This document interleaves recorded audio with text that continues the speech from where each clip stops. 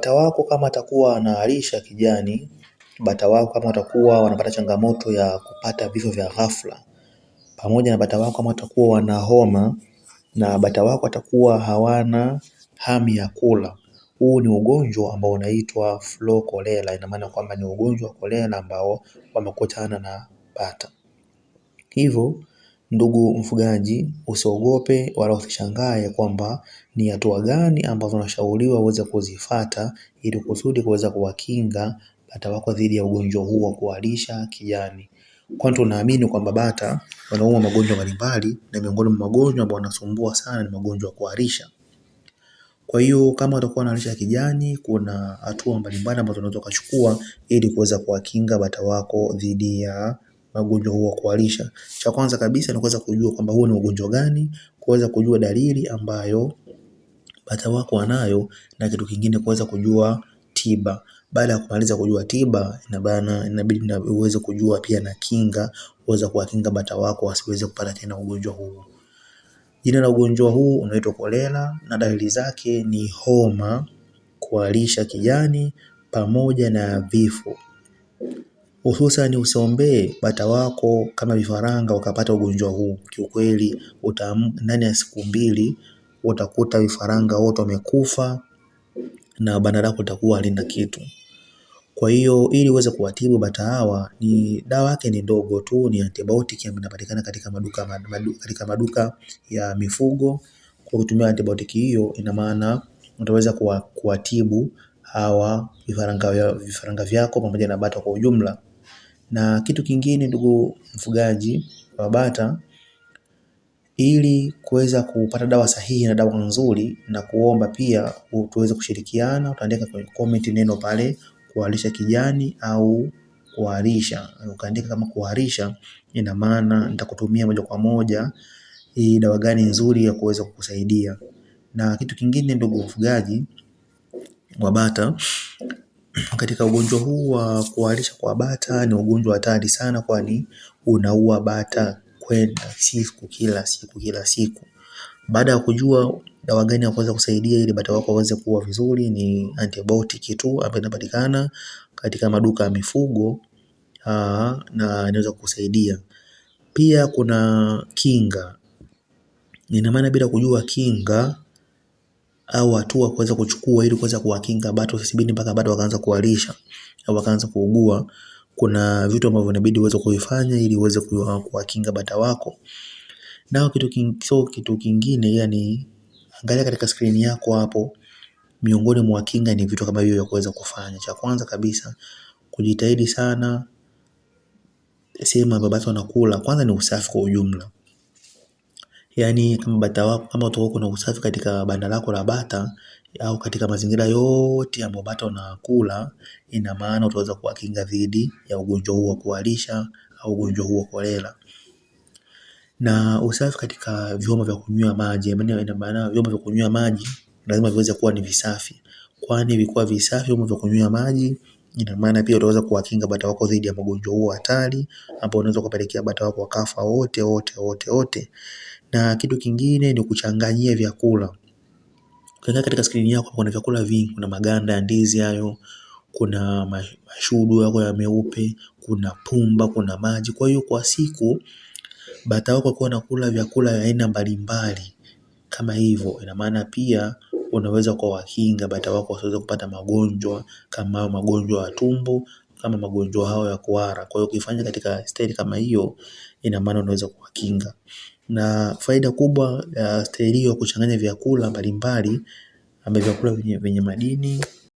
Kikubwa ndugu mfugaji wa bata, niweze kukusii tu na kukumbushia kwenye swala zima la uangalizi katika bata wako, ili kama ushajua kama bata wangu mimi wanakuwa wanasumbuliwa na changamoto ya magonjwa mbalimbali kama ya kuharisha. Kwa hiyo kuna vitu ambavyo lazima uweze kuvifanya kama nilivyoongea pale awali, kwamba lazima uandae mikakati au mpango mkakati ambao utakusaidia wewe ili kusudi bata wako wasiweze kuwa na changamoto au wasiwe na shida yoyote ambayo inaweza kapelekea katika sehemu moja au sehemu nyingine, ili wasiweze kupata shida hiyo ya kuharisha na kupata ugonjwa huo wa flow cholera. Kwa hiyo kitu kingine ndugu mtazamaji na ndugu mfugaji ni kuzingatia swala zima la maji, kwani maji na yenyewe nayo ni miongoni mwa vitu ambavyo vinasababisha kusambaa kwa magonjwa haya. Ina maana kwamba bata huyu anaweza katoa magonjwa hapa akapeleka katika magonjwa mengine. Kwa hiyo maji na yenyewe ni muhimu sana. Unashauriwa ikiwezekana kulingana na idadi ya bata ulionao kuweza kuweka vyombo vingi vingi vya maji. Ina maana kwamba unaweza kuwa unaweka vyombo zaidi ya vitatu au zaidi ya kimoja kwa ajili ya bata wanavyokuwa wanatembea wanapita huko wanakunywa maji, maana maji ndio kila kitu katika maisha ya bata. Tunajua kabisa kwamba bata ndio, yani maji ndio kila kitu katika maisha ya bata, kwa hiyo lazima maji yawe mengi. Vyombo vingi, ongeza vyombo vingi vya kunywea maji kulingana na idadi ya bata ulionayo, na pia fanya mazingira kama una nafasi unayo kuweza kutengeneza dimbwi. Tengeneza kidimbwi kwa ajili ya bata kuweza kuwa wanaogelea, bata wanapanda wanaogelea, wanachakua, wanafanya nini. Kwa kuweka dimbwi ni muhimu sana kwa ajili ya bata, makuzi ya bata na bata waweze kufanikisha. Kwa hiyo ndugu mtazamaji wa Nebuye TV pia na mfugaji wa bata, na kusihi tu katika swala zima hilo na jinsi ya kuweza kuepukana na ugonjwa huu wa kuharisha. Maana tushajua tayari mgonjwa kuharisha na dawa yake na kinga yake. Kwa hiyo inabidi tuweze kujua ni athari gani ambazo unaweza ukapata, ili kusudi yani unaweza athari gani ambazo unaweza ukapata kama ugonjwa huu utaingia katika banda lako la bata. Athari kubwa ambayo unapata, cha kwanza kabisa ni vifo, kwani bata wako wanaweza wakafa, na kama hawatakufa basi bata wako watapungua uzito. Bata watapungua uzito, na pia hasara nyingine, bata watakuwa hawana uwezo tena wa kutaga. Ina maana watakuwa hawatagi, wanakaa tu, wanadumaa, wanapungua uzito na wanakuwa hawatagi, na kama bata alikuwa anataga kaanza kuugua pia atakuwa hawezi kulalia mayai. Kwa wale ambao wanatumia mbinu ya asili au njia ya asili ambao wana mtaji midogo, hawatumii incubator kwa ajili ya kuweza kutotoleshea bata wake. Kwa hiyo kwa wale wafugaji wadogo ambao wanategemea bata wenyewe ili kusudi waweze kulalia mayai na waweze kupata vifaranga, basi bata wake hawataweza kulalia mayai na mwisho wa siku vifaranga vitakuwa tena havipo. Ina maana kwamba bata watakuwa wameondoka. Kwa hiyo ni athari kubwa sana. Kwa hiyo na athari nyingine kabisa ya mwisho ni kuhusiana na upungufu wa kiuchumi. Ina maana utakuwa unafuga bata ili kusudi mambo yawe mazuri. Unafuga bata ili kusudi uweze kuuza na kuweza kujipatia kipato cha kizuri na kipato ambacho kiko imara.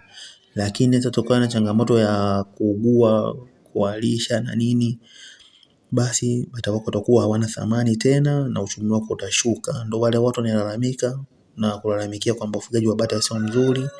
Wamefuga bata hawajapata chochote, wamefuga bata hawajafanikiwa kiuchumi, kwa sababu wao wamefanya makosa haya ambayo wafugaji wengi pia wameyafanya, aidha kwa kujua au kwa kutokujua.